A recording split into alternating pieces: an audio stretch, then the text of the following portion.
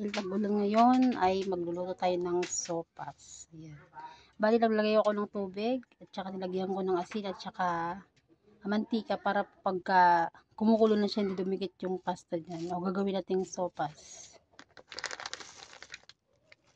Po yung ating papakuluan. Pag kumulo na yan sa ating lalagay yung elbow macaroni sopas. Yung pasta natin ng hotdog. Tapos yan, konting repolyo. Natin baboy kasi bawal yung anak ko ng malansa. Kailangan nating baboy. Then, yan. Pasensya na po mga mami kung maingay kasi po may naglalaro sa labas ng mga bating. Yan. Kaya po maingay, may naririnig po kayong tayo ng mantika. Ngayon naman po ay magigisa na tayo ng sibuyas para sa ating nagawing sopas. Dahil tag-ulan, kailangan natin masarap kumain ng sopas pag may tag-ulan.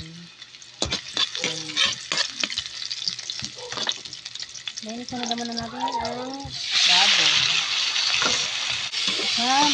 Binikuin natin yung baboy ng medyo para tayo malambot.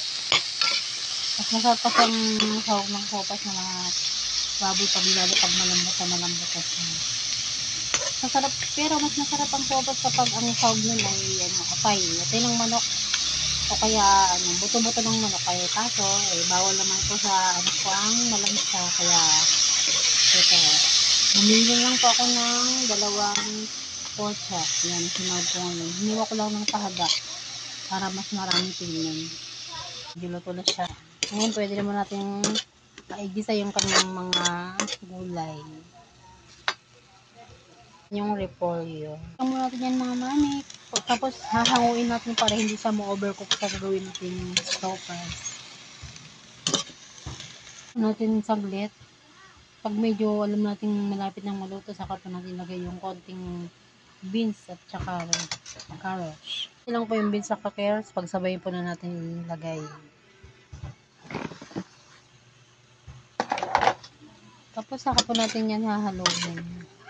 Yung mga mami, sahog pa lang ulam na. Hindi ko na hinigigisa, bali lalagay ko lang yan mamaya sa sabaw. Babawasan po natin yan. Yung kalahati, itatabi po natin para hindi po siya ma-overcook sa gagawin nating sopas.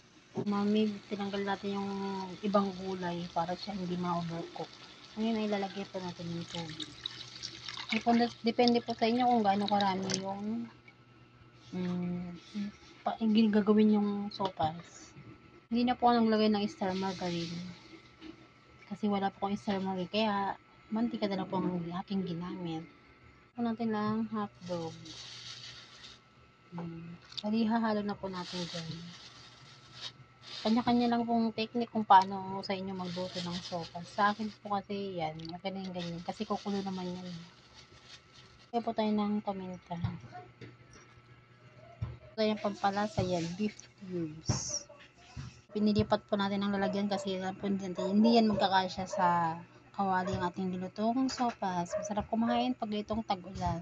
Ang ating sopas, luto na siya. Pwede na nilagay yung pinakuluan nating pasta kanina. So, nilagay natin yung pasta elbow. Sarap kumain yan, lalo pag itong umuulan.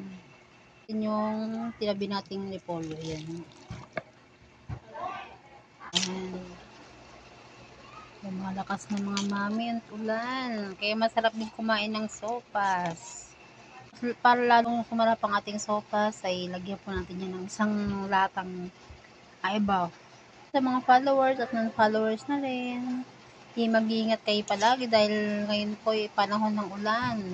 May bagyo pong, meron po tayong bagyo, kaya mag-iingat tayong palagi. Lagi pong handa sa kung anong darating na sakunan.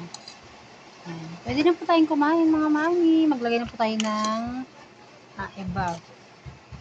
Kain po tayo. Thank you for watching. Kain po natin ng para masarap.